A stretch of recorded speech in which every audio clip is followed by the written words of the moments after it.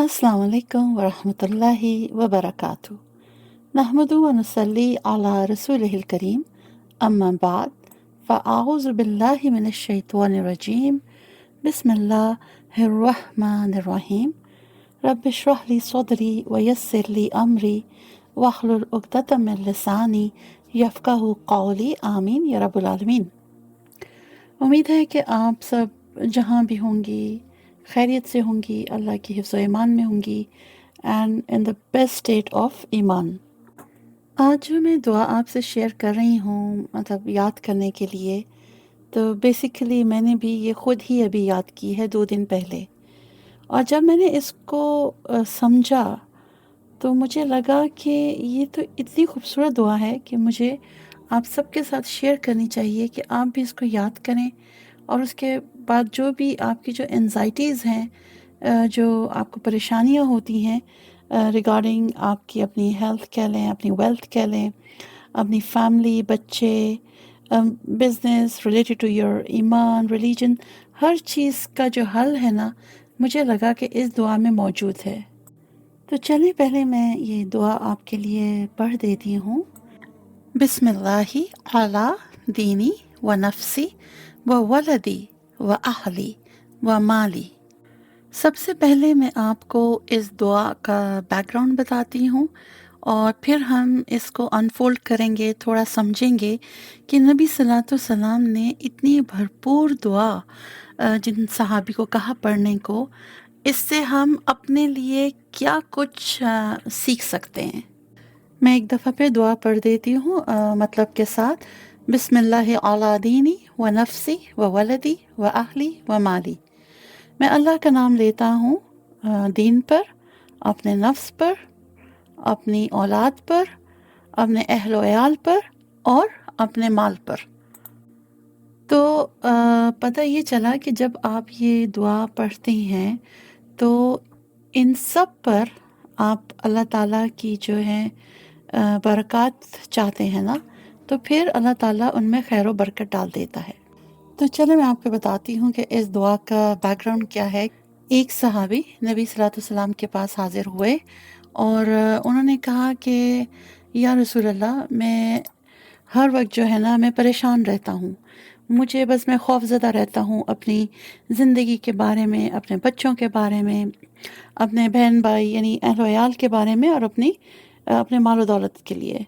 तो नबी सल्लल्लाहु अलैहि वसल्लम ने कहा ठीक है, तो आप ये जो दुआ है ना इसको सुबह और शाम जो है पढ़ लिया करें। फिर क्या हुआ कि कुछ अरसे बाद उनकी फिर मुलाकात हुई। तो नबी सल्लल्लाहु अलैहि वसल्लम ने उनसे पूछा कि अब बताएं आपका जो खौफ था वो कैसा है, अभी ख़त्म हुआ या नहीं हुआ। तो उसने कहा नहीं, अब मेरा जितना खौफ था वो ख़त्म हो गया है। अगर आप इस दुआ को देखें ना तो ये शुरू हुई है अल्लाह का नाम लेकर, किस पर, दीन पर। लेकिन उन सहाबी ने तो अपनी ज़िंदगी, अपने अहल-ओ-याल, अपने बच्चों और मालो दौलत की बात की थी। लेकिन नबी सल्लल्लाहु अलैहि वसल्लम ने जब उनको ये दुआ सिखाई तो उन्होंने सबसे पहले दीन का ज़िक्र किया। और ये देखें कि जिस सीक्वेंस में नबी सल्लल्लाहु अलैहि वसल्लम ने ये दुआ उनको बताई, ये चीज़ें उसी लिहाज से इम्पॉर्टेंट हैं। सबसे पहले हमारा दीन आता है, फिर हमारी जान आती है, फिर हमारी औलाद आती है, फिर हमारे अहल व अयाल आते हैं और एंड में मालो दौलत आता है। तो इसी तरह हमारे लिए भी ये चीज़ें उसी तरह इम्पॉर्टेंट होनी चाहिए। यानी सबसे पहले जो है वो हमारा दीन आता है। और सबसे पहले दीन ही क्यों आता है? क्योंकि जब हम अपने दीन पर होंगे ना, हम इसकी हिफाजत करेंगे, तो ये दुनिया और आखिरत में ना दोनों में हमारे लिए ये बात मददगार साबित होगी। सूरत और रूम की आयत नंबर 30 से लेकर 32 तक का तर्जुमा है, बस आप यकसू होकर अपना मुंह दीन की तरफ मतवज्जा कर दें। अल्लाह ताला की वो फितरत जिस पर इसने लोगों को पैदा किया है। अल्लाह ताला के बनाए को बदलना नहीं, यही सीधा दीन है, लेकिन अक्सर लोग नहीं समझते। लोगों, अल्लाह ताला की तरफ रुजू होकर उससे डरते रहो और नमाज कायम रखो और मुशरिकीन में से ना हो जाओ। इन लोगों में से जिन्होंने अपने दीन को टुकड़े टुकड़े कर दिया और ख़ुद भी ग्रोह ग्रोह हो गए, हर ग्रोह اس چیز پر جو اس کے پاس ہے مگن ہے۔ اب اس کو تھوڑا سا جیسے ہم نے کہا تھا انفولڈ کریں گے۔ دیکھیں سمجھنے کی بات یہ ہے کہ جیسے وہ صحابی بھی پریشان تھے، اور ہمارے لیے بھی اس میں یہ لیسن ہے کہ اگر ہم اپنے دین پر نہیں ہیں، اچھا چلیں ہم دین پر بھی ہیں، الحمدللہ ہم مسلمس ہیں، لیکن اگر ہم اپنے دین کو فالو نہیں کرتے، اور اگر فالو بھی کرتے ہیں اور ہمارے میں استقامت نہیں ہے، تو پھر ہم اس سے کیا سیکھیں گے؟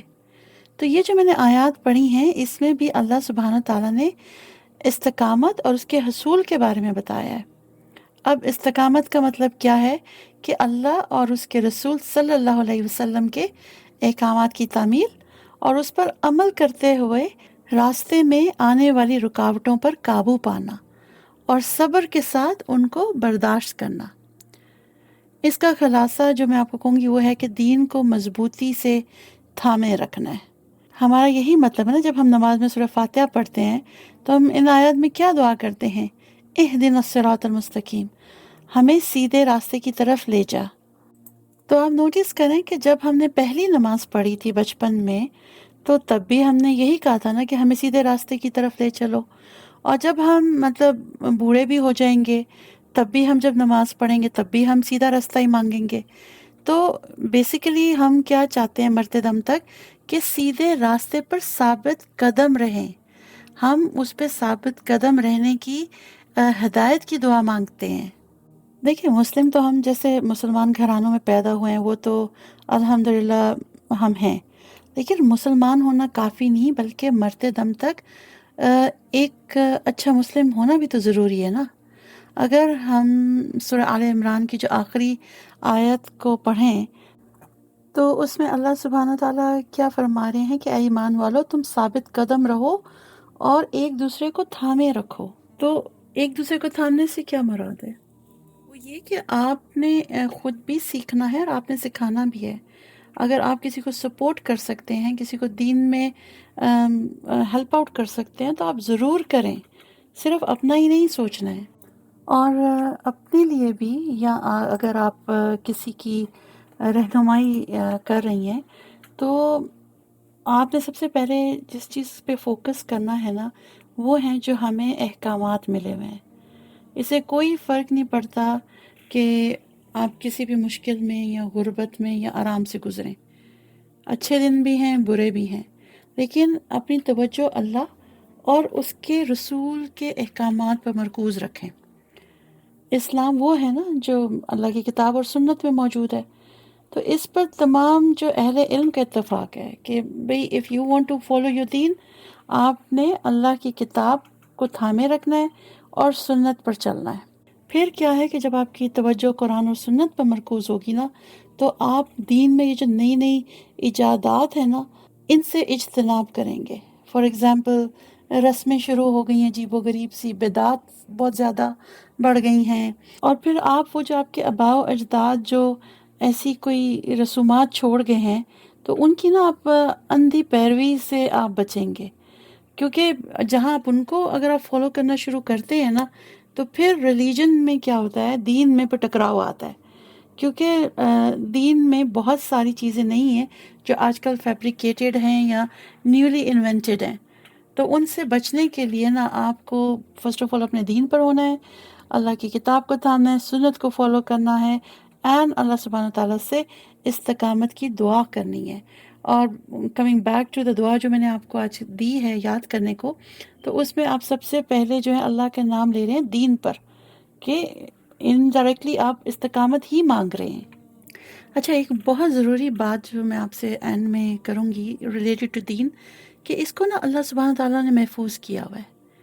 جب سے حضرت آدم علیہ السلام زمین پر تشریف لائے ہیں، تب سے آپ دیکھیں دین اسلام ثابت قدمی سے چل رہا ہے نا، اور اس کے درمیان بہت سے انسانوں کے بنائے ہوئے مذاہب بھی وجود میں آئے تھے، اور وقت گزرنے کے ساتھ ساتھ ان میں چینجز بھی آتی گئیں، بہت سے نئے معبودوں کو انسانیت میں متعارف کرا دیا گیا، اور پھر ان کو برخاست بھی کر دیا گیا، یا دوسرے تازہ معبودوں نے ان کی جگہ لے لی، لیکن دین اسلام باقی ہے۔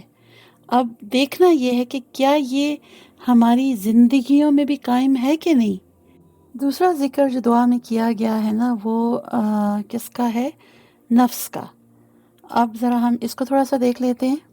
ہمارا نفس بیسیکلی ہے کیا؟ یہ جو ہم انسانوں کی روح ہے نا، یہ ایٹ اے ٹائم نا دو ایکول پاورز کے درمیان آپ کہہ لیں کہ جو اسٹرگل چل رہی ہے نا، کشمکش چل رہی ہے، اس کو فیس کر رہی ہے. اب جو خدائی طاقت ہے وہ اسے آسمانی دائروں کی طرف راغب کرتی ہے اور اسے نیکی کے کاموں کی ترغیب دیتی ہے.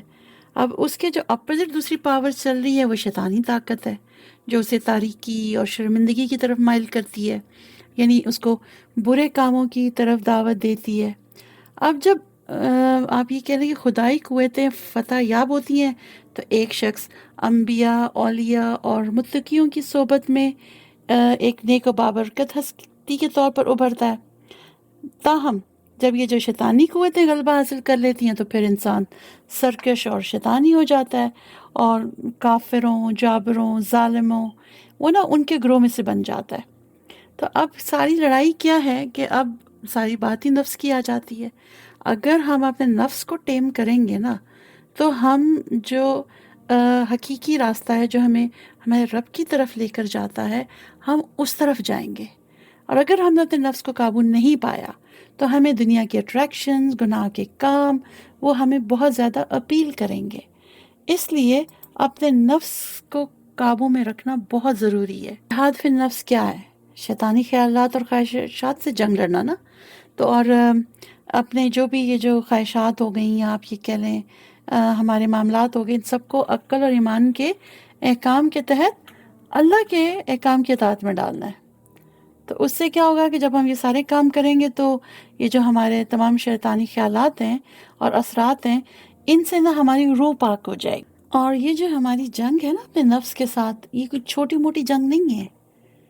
اس سے تو آپ نے 24/7 لڑنا ہے. تو اس کے لیے ایک کام آپ نے یہ کرنا ہے کہ آپ نے ہر روز جو ہے نا کچھ وقت جو ہے نا اپنے رب کے بتائے ہوئے فرائض کے بارے میں سوچنے کے لیے لگانا ہے. کہ یہ سوچیں کہ بھئی میں اس دنیا میں کیوں آیا ہوں. اس صحت مند جسم اور دماغ سے جو مجھے اللہ سبحانہ تعالیٰ نے نوازا ہے، تو میں اپنی یہ جو عقل ہے اور صلاحیتیں ہیں، ان سے میں کیا فائدہ حاصل کر سکتا ہوں. اللہ تعالیٰ نے یہ ہمیں دیا ہے نا، تو ان کے ذریعے میں کس طرح کی خوشی حاصل کر سکتا ہوں. بیٹھ کے نا اپنی زندگی پر فوکس کریں کہ اللہ تعالیٰ نے آپ کو یہ جو کتاب دی ہے، یہ آپ کے لیے ہدایت اور نجات کا ذریعہ ہے. تو آپ اس سے کس طرح فائدہ اٹھا سکتے ہیں. آپ اس کو پڑھیں، اس کو سمجھیں، غلاف میں بند کر کے الماری کے اوپر نہ رکھ دیں. کیونکہ اگر آپ نے اپنی نفس سے جنگ جیتنی ہے نا تو اس کتاب کو پڑھنا آپ کے لیے بہت ضروری ہے. کیونکہ موت کسی وقت بھی دستک دے سکتی ہے. یہ جو دنیا ہے نا، یہ اچھے اعمال کرنے کی جگہ ہے، جس کے نتیجے میں ہمیں کیا ملے گا؟ مستقل خوشی. جب ہمیں نامہ اعمال دائیں ہاتھ میں دیے جائیں گے، جب ہم پلسرات سے بھاگ کے پہنچ جائیں گے، اور پھر جب ہم نبی صلی اللہ علیہ وسلم سے ملیں گے، اللہ سبحانہ تعالیٰ کا دیدار کریں گے، اور پھر جنت میں اپنے محل میں رہیں گے. تو بس جب بھی آپ یہ دعا پڑھیں، آپ اللہ سبحانہ تعالیٰ سے اس خواہش کا اظہار کریں کہ آپ کا نفس جو ہے نا وہ آپ کو برائی کی طرف لے کر نہ جائے، آپ اس پہ قابو پا سکیں اور نیک اور اچھے اعمال کریں تاکہ آخرت میں شرمندگی نہ ہو. پھر تیسری چیز جو دعا میں مینشن ہوئی ہے نا، وہ ہے ہماری اولاد. اور ہمارے جو بچے ہیں یہ اللہ کی طرف سے ہمارے پاس امانت ہیں. اب ہمارا فرض ہے کہ ہم ان کی پرورش، تعلیم اور حفاظت کریں، اور جب وہ بڑے ہوں تو وی سی دا رزلٹ کہ ہم نے ان کو اچھا براٹ اپ دیا ہے. ہم اپنے بچوں کی زندگی کے سفر میں جو بھی کردار ادا کر رہے ہیں اس کو ہم نا پازیٹیو رکھیں، اور ان کے ساتھ ایک اچھی ریلیشن شپ رکھیں، ان کے ساتھ بیٹھ کے پازیٹیو ڈسکشنز کریں. لیکن ان سب سے ضروری کیا ہے کہ اپنے بچوں کو ان کے خالق کے ساتھ جو تعلق ہے نا وہ اچھی طرح ایکسپلین کریں. یاد رکھیں وہ کچھ بھی کرتے ہیں نا وہ تو سب لکھ دیا جائے گا، اور جب ان کی کتاب یوم اعتذار پر پیش کی جائے گی نا تو اس کا مواد ہمارے جو ہم نے ان کے لیے ایفرٹس کیے ہوں گے نا اس پہ مبنی ہوگا. اپنے آپ سے پوچھیں، آپ اس بات کو یقینی بنا رہے ہیں کہ آپ کے بچے جو ہیں ان کی جو کتاب ہے وہ صالح اعمال سے بھری ہو، اس میں ان کے اچھے کردار اور حقیقی کامیابی کی عکس بندی ہو؟ تو کیا ہم یہ سب کر رہے ہیں اپنے بچوں کو بڑا کرتے ہوئے؟ آر وی کانفیڈنٹ انف کہ جب ہم اللہ سبحانہ تعالیٰ کے سامنے جائیں تو ہم کہہ سکیں کہ اللہ، ہم نے اپنے بچوں کو احسان کے ساتھ بہترین طریقے سے ہم نے ان کی پرورش کی ہے، ان کو تیرے قوانین کی اطاعت کرتے ہوئے پالا ہے، اور ان کو ہم نے صحیح رستے کی طرف گائیڈنس دی ہے۔ تو کیا یہ احساس ہم کر سکتے ہیں؟ کیونکہ ہم زمین پر سب سے اہم کردار کیسے انجام دے سکتے ہیں انلیس ہم اپنے بچوں کو ان کے رب سے نہ جوڑیں، ان کے دلوں میں اللہ کی وحدانیت کو قائم نہ کر سکیں، رسول اللہ صلی اللہ علیہ وسلم سے محبت کرنا نہ سکھا سکیں، انہیں مضبوط نہ بنا سکیں، انہیں زندگی میں جو ڈفرینٹ اسکلز میں ان کو مہارت چاہیے، ویلیوز ہیں، وہ نہ ان کو سکھا سکیں، تو کیا ہم ان سب چیزوں کا جواب دے سکتے ہیں؟ یہ اسی وقت پاسبل ہے کہ جب ہم اپنی ذات پر، یعنی سب سے پہلے اپنے لیے کوئی ایکشن پوائنٹ رکھیں۔ ہمیں اپنا عقیدہ اور فقہ کے جو بنیادی اصول ہیں نا، وہ ہمیں معلوم ہونے چاہیے۔ اگر ہم اپنے دین کے بنیادی عناصر کو نہیں جانتے تو جب ہمارے بچے ہم سے پوچھیں گے تو ہم ان کو کیا جواب دیں گے؟ اور وہ کسی بھی وقت پوچھ سکتے ہیں۔ تو بیسیکلی ہمارا دین ایک واضح اور خوبصورت بنیاد پیش کرتا ہے جو زندگی کے تمام پہلوؤں پر اس طرح حکومت کرتا ہے جو زندگی اور آخرت میں پاکیزگی اور بھلائی کا رستہ ہمیں دیتا ہے۔ تو اپنے بچوں میں دین کی خوبصورتی دیکھنے میں ان کی ہمیں مدد کرنی ہے، انہیں سکھانا ہے، ان کو جینے کا مقصد بتانا ہے۔ تو جب تک ہم خود ہی نہیں اس قابل ہوں گے تو ہم ان کو کیا سکھائیں گے؟ تو کرنا کیا ہے؟ وی میک شور کہ ہم نالج گین کریں اپنے آپ کو۔ آپ اتنے سارے ابھی آن لائن انسٹیٹیوٹس ہیں، آپ ان سے ان کو جوڑیں، ان سے سیکھیں، کیونکہ بچے جب بڑے ہو رہے ہوتے ہیں ان کے بہت کویسچنز ہوتے ہیں۔ تو آپ اس قابل تو ہونا کہ ان کو آپ، اگر بہت ایکسٹریم پہ آپ کو اتنا نالج نہیں ہے دین کا، لیکن اتنا تو ہونا کہ ان کے بیسک کویسچنز کو تو آنسر کر سکیں۔ آپ نے ان کی اپ برنگنگ کرنی ہے، ان کو دین کے مطابق براٹ اپ دینا ہے۔ اس کے لیے سب سے پہلے آپ اپنے اوپر ورک کریں، اپنے آپ کو اس قابل بنائیں کہ آپ بچوں کے لیے ایک اچھے رول ماڈل بن سکیں۔ انہیں نا پریوں کی کہانیاں نہ سنائیں یا ان کو خوابوں کی سرزمین میں نہ رہنے دیں۔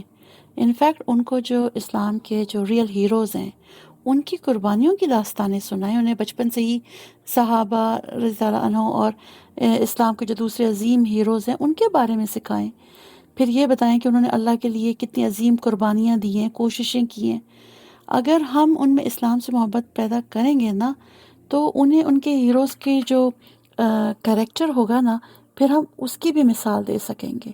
تو جب وہ دیکھیں گے کہ ہمارے ہیروز کا کریکٹر اتنا اسٹرانگ تھا نا، تو پھر ان کے گمراہ ہونے کے جو امکانات ہوتے ہیں نا وہ کم ہو جاتے ہیں۔ جیسے کہ آج کل ہم دیکھتے ہیں کہ بچے اپنے ہیروز کی طرح بننا چاہتے ہیں۔ اگر ہم ان کے سامنے صحابہ اور صحابیات کی تعریف کریں گے، ان کی اسٹرگلز بیان کریں گے، جیسے حضرت ابوبکر رضی اللہ عنہ، حضرت عمر رضی اللہ عنہ، ان کے واقعات، حضرت عائشہ رضی اللہ عنہا، ان کی جب ہم باتیں کریں گے تو وہ پھر ان کی تکلیف کرنے کی کوشش کریں گے، اور یہی پھر جو چیز ہے آگے جا کر ان کو دین میں ثابت قدم رہنے میں مدد کرے گی، اور اس کے ساتھ ساتھ کریکٹر بلڈنگ میں بھی مدد کرے گی انشاءاللہ۔ پھر اگلی بات جس کا ذکر آیا ہے دعا میں وہ ہے اہل و عیال، ٹھیک ہے نا؟ تو اسلام میں خاندان کو ایک خاص حیثیت حاصل ہے جس کی بہترین وضاحت اس بات پر کی گئی ہے کہ وہ مضبوط خاندانوں کے قیام اور ان کو نقصان پہنچانے والی چیزوں سے بچانے اور خاندانی تعلقات کو برقرار رکھنے کے ساتھ ساتھ خاندان کے ہر فرد کو اہم کردار ادا کرنے کی ترغیب دیتا ہے۔ تو بیسیکلی اس میں ہمارے اب کیا مین چیز آ جاتی ہے، جو ہمارے رائٹس ہیں، ٹھیک ہے، جو ہمارے بہن بھائیوں کے رائٹس ہیں، حقوق العباد ہیں، ان سب کی آپ نے حفاظت کرنی ہے۔ ان کی جو عزت ہے نا، عزت نفس ہے، اس کا اشتہار نہ لگا دیں۔ خاموشی سے اپنے جو بھی بہن بھائی ہیں، رشتہ دار ہیں، عزیز و اقارب ہیں، ان کی مدد کریں اور ان کے ساتھ احسن معاملہ رکھیں۔ اور اس کے علاوہ یہ کہ آپس میں پیار و محبت اور سلوک سے رہیں، اور اگر کوئی بد کلامی ہو جائے، کوئی تلخی ہو جائے یا کوئی ناراضگی ہو جائے تو درگزر سے کام لیں، معاف کر دیا کریں، کیونکہ اللہ تعالیٰ جو ہے نا معاف کرنے والوں کو پسند کرتا ہے۔ تو اب آپ نے جو یہ دعا شروع کی تھی، آپ نے کہا تھا ود دا نیم آف اللہ، ٹھیک ہے نا، بسم اللہ کر کے، کس پر؟ سب سے پہلے دین پر، پھر اپنے نفس پر یعنی اپنی جان پر، پھر اپنی اولاد پر، پھر اپنی فیملی پر۔ تو اب ہم فیملی کی بات کر رہے ہیں، تو اپنے فیملی کو آپ نے لک آفٹر کرنا ہے، کیونکہ آپ اچھے ہوں گے تو لوگ بھی آپ کے ساتھ اچھا رویہ رکھیں گے۔ Do not expect from others. اگر آپ روڈ ہیں، آپ لوگوں کو حقیر سمجھتے ہیں، تو پھر یہ نہ کہیں کہ کوئی آپ کو اچھے طریقے سے ڈیل نہیں کرتا۔ کیوں؟ آپ کا جو رویہ ہوگا، ان کے ایکشنز اکارڈنگلی ہوں گے۔ پھر آخری چیز جو دعا میں مینشنڈ ہے وہ ہے مال و دولت، یعنی انسان کا مال۔ تو یاد رکھیں جو سچا مومن ہے نا، وہ اپنے مال و دولت کے ساتھ ایسے ڈیل کرتا ہے کہ it's just a worldly matter, کہ یہ دنیاوی معاملہ ہے، کیونکہ اس کو معلوم ہوتا ہے کہ یہ زندگی کا مال ہے اور یہ اسی میں ہی رہ جانا ہے، تو وہ اس کو فالو نہیں کرتا، بہت زیادہ مال و دولت سے اٹیچ نہیں ہوتا۔ ایون قرآن میں مسلمانوں کو لالچ سے ہوشیار رہنے کی تلقین کی گئی ہے۔ ایک مسلمان کو چاہیے کہ وہ بہت زیادہ جو مال و دولت ہے اس کو جمع نہ کرے، بلکہ اگر اس کے پاس ہے نا تو اس کو ضرورت مندوں میں تقسیم کر دے، صدقات دے، اپنی زکوٰۃ دے۔ اور ہم سب کو معلوم ہے کہ جب ہم زکوٰۃ دیتے ہیں تو بیسیکلی ہم جو اپنا مال و دولت ہوتا ہے نا اس کو پیوریفائی کر رہے ہوتے ہیں، ہمارا مال جو ہے وہ پاک ہو رہا ہوتا ہے۔ ایز اے مسلم ہم لوگوں کا یہ بیلیف ہے کہ دولت اور کائنات کی ہر چیز اللہ کی ہے اور اللہ کی طرف سے ہی آتی ہے، لیکن ہمیں ساتھ میں یہ بات بھی جو ہے ماننی ہے، تسلیم کرنی ہے کہ دولت ہمیں زندگی میں لذت تو دے سکتی ہے، لیکن اگر ہم اس کو پوری ذمہ داری سے نہیں سنبھالیں گے نا تو یہ اتنی ساری جو دولت ہے نا یہ ہمارے لیے عذاب بھی بن سکتی ہے۔ دیکھیں جو سچا مومن ہے نا وہ سمجھتا ہے اچھی طرح کہ مال دنیا کا حصہ ہے، اور وہ اس بات کو بھی یاد رکھتا ہے کہ جب ہم دنیا سے جاتے ہیں تو ساری مادی چیزیں پیچھے رہ جاتی ہیں۔ تو کرنا کیا ہے کہ بہت زیادہ مال و دولت کی بچت اور ذخیرہ نہ کریں، بلکہ بہتر یہ ہے کہ اس کو اپنی زندگی میں نا بانٹ دیں، لوگوں میں تقسیم کر دیں، جو محتاج ہیں، مسکین ہیں، غربا ہیں، ان میں بانٹ دیں۔ آپ لے کے تو ساتھ جانی نہیں ہے، اور یہ جو موقع ہے جب کہ ہم زندہ ہیں تو اللہ تعالیٰ نے ہمیں دیا ہے کہ ہم اپنے ہاتھ سے ہی دے جائیں۔ ہمیں یہ بھی نہیں پتا ہمارے مرنے کے بعد اس مال و دولت کے ساتھ کیا سلوک کیا جائے گا، ہماری اولاد اس کو کس طرح سنبھالے گی، کس طرح اس میں وہ انوالو نہیں ہوگی، وہ غلط کاموں میں نہیں پڑ جائے گی۔ تو بہترین یہ ہے کہ اپنی زندگی میں ہی جو بھی آپ نے ذخیرہ کیا ہے اس کو ضرورت مندوں میں بانٹ دیں۔ اور اس دعا میں ہم نے یہی کہا نا کہ ود دا نیم آف اللہ، اللہ کے نام کے ساتھ ہم نے ساری چیزوں کا ذکر کیا ہے۔ تو جب ہم مال پر آئے ہیں تو یہ بات ضرور آپ نے یاد رکھنی ہے، اور اس چیز کا خاص خیال رکھنا ہے کہ اپنا مال حلال طریقے سے کمانا ہے، اور اسی میں اللہ کی طرف سے برکت ہوگی۔ آج کل مسلمانوں میں حلال حرام کی تمیز بھی آلموسٹ ختم ہوتی جا رہی ہے، کیونکہ جیسے آپ باہر کے ممالک میں دیکھ لیں، انہوں نے بزنس سٹارٹ کیے ہوئے ہیں یا شاپس کھولی ہوئی ہیں جہاں پر وہ شراب بیچ رہے ہیں، سور کا گوشت بیچ رہے ہیں، یا پھر وہ ایسے غیر قانونی بزنسز کر رہے ہیں جیسے جوا ہو گیا، ایسا کوئی غیر شرعی تجارت وغیرہ میں وہ انوالوڈ ہیں۔ تو یہ سارے حلال کام تو نہیں ہے نا، تو پھر اگر آپ ایسے کام کریں اور پھر یہ برکت والی دعائیں مانگیں تو they don't go hand in hand. آپ کو اپنا جو ذریعہ معاش ہے اس پہ غور کرنا پڑے گا کہ کیا وہ حلال ہے۔ ہمارے خالق نے ہمیں ہر چیز سے نوازا ہے، اس لیے ہم پر فرض ہے کہ ہم ان وسائل کو نا سمجھداری سے استعمال کرنے میں لگائیں، اور ہم لوگ رسپانسبل بنیں، اور اس اہم سبق کو یاد ضرور رکھیں کہ خوشی صرف مال و دولت کے ذریعے نہیں آتی، یہ انفیکٹ آتی ہے اگر آپ کی ایک صالح زندگی ہے نا، اور آپ اس کو ایسے طریقے سے گزارتے ہیں اور آخرت کی تیاری کرتے ہوئے گزارتے ہیں نا، تو وہ زندگی ہے۔ مال و دولت والی کوئی زندگی تھوڑی ہے، وہ تو آپ کو انسٹنٹ خوشی دے سکتی ہے نا، آپ نے کوئی چیز آپ افورڈ کر سکتے ہیں، فوراً خرید لی تو آپ کو ایک بوسٹ مل گیا، آپ کی ایگو کو بھی ایک بوسٹ مل گیا کہ بھئی ہم تو افورڈ کر سکتے ہیں، لیکن وہ تو بس یہاں کی زندگی ہے نا، تھوڑا آگے کا بھی تو سوچیں، آگے بھی تو جانا ہے۔ دولت کو اللہ کی راہ میں لگائیں، صدقات دیں، زکوٰۃ دیں، رشتہ داروں کی مدد کریں، تو ہی آپ کا یہ جو مال ہے یہ پاک ہوگا اور اس میں برکت آئے گی۔ مجھے امید ہے کہ آپ سب کو اس دعا کا جو مفہوم ہے وہ سمجھ آ گیا ہوگا، آپ اس کو یاد کریں، اور صبح اور شام اگر آپ جب اذکار کر رہی ہیں تو تب اس کو پڑھ لیں، یا آپ نماز کے بعد دعا میں یہ دعا پڑھ لیں، یا پھر سلام پھیرنے سے پہلے آپ اس کو پڑھ لیں۔ ٹھیک ہے، میں آپ سے اجازت چاہوں گی۔ وآخر دعوانا ان الحمد للہ رب العالمین۔ السلام علیکم ورحمۃ اللہ وبرکاتہ۔